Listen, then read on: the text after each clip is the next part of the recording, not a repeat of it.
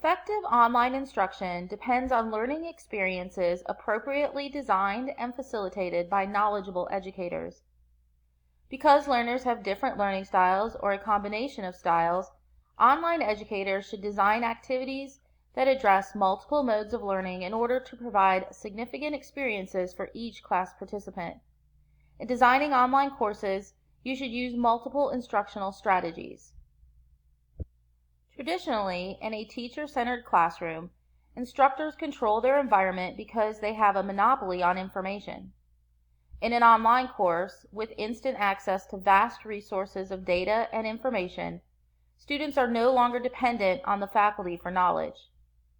Learning is becoming more collaborative, contextual, and active. Educators must identify their objectives, design their curriculum, and then consider how the online environment can serve the instructional objectives and activities of that curriculum. This requires changes in pedagogy. With learning-centered instruction, instructors take the role of facilitators of information while guiding students toward solutions. Teachers, as well as learners, must take on new roles in the teaching-learning relationship, and faculty must be willing to release control of learning to the students. Online learning environments permit a range of interactive methodologies. Instructors find that in adapting courses to online models, they pay more attention to the instructional design of their courses. As a result, the quality, quantity, and patterns of communications students practice during learning improve. Of the many instructional strategies available for use in the online learning environment, most were not developed specifically for online instruction. Educators should choose strategies that accomplish particularly educational objectives. From this perspective, instructional strategies are tools available to educators for designing and facilitating learning. Most adult learners favor discussion as an instructional strategy because it is interactive and encourages participatory learning. Discussion encourages learners to analyze alternative ways of thinking and acting. Through this, learners explore their own experiences to become better critical thinkers.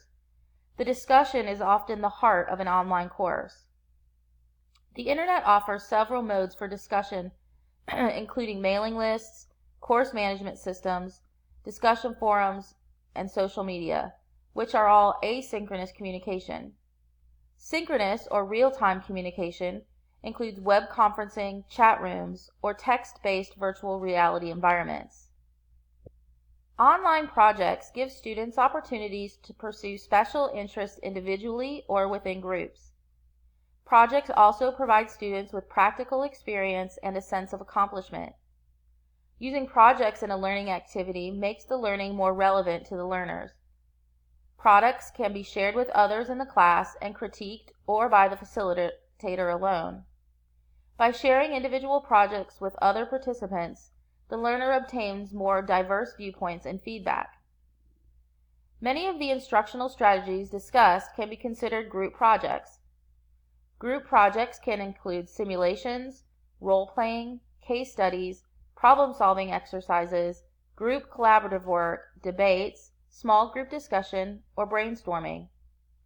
As with individual projects, projects for participants in groups should receive peer feedback to expose them to diverse viewpoints. With independent and group projects, learners pursue special interests, write or create for an audience, and publish or present their findings and conclusions via the Internet. The Internet provides the potential of receiving feedback from experts or interested peers outside the course by assessing the project online. The lecture is one of the most frequently used instructional methods. It assumes the educator is the expert. Lecture is an efficient way of disseminating information. Most educators agree that the purpose of lectures is to lay foundations as the student works through the subject. Good lecturers know their students and develop their lectures according to the students' needs. Most importantly, lectures are most effective when used in combination with other instructional strategies. Place lecture notes with links to related resources and other websites embedded in them on a web page for learners to review. Package notes together and either link for download, distribute through a bookstore, or send via snail mail. Present lectures via audio or video over the internet. Online lectures should be shorter and more to the point than lectures in live classrooms, which often extend far beyond the attention span of the audience. Break a long presentation into shorter segments if needed. Short lectures provide enough information to serve as a basis for further reading, research, or other learning activities. Another obvious advantage of online lectures is that they are readily available for students to revisit as needed. Self-directed learning is learner-initiated and may also be called self-paced, independent, individualized learning, or self-instruction. Whatever term we use, self-directed learning places the responsibility for learning directly on the learner. In many ways, practically all learning is ultimately self-directed. Learners who take the initiative and are proactive learners learn more and better than passive learners do. Proactive learners are more purposeful. They also tend to retain and make use of what they learn better and longer than do reactive learners. The independent learner is one who is more involved, more motivated, and more active while learning. Online learning supports the self-directed learner in pursuing individualized, self-paced learning activities. The learner, working at a computer at a convenient time and place, is able to search and utilize the vast resources of the internet, research nearly any topic imaginable.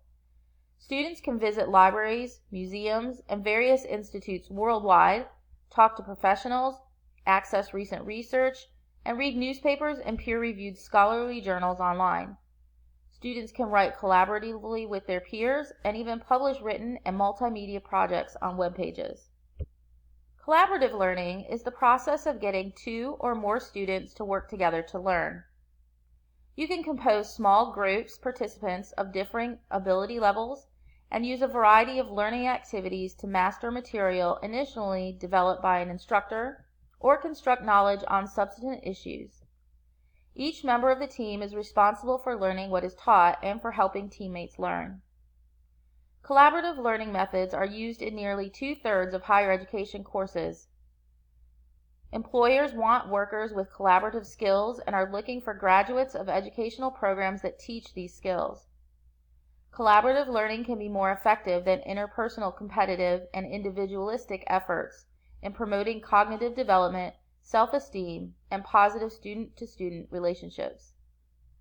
Online learning models are natural environments for collaborative learning, but they are not collaborative learning environments by definition. Learners may interact with other participants without collaborating, for example, when receiving an online tutorial help. Designing learning activities for collaboration give the best effort. The case study requires learners to draw upon their experience, is participatory, and has action components that are links to future experiences.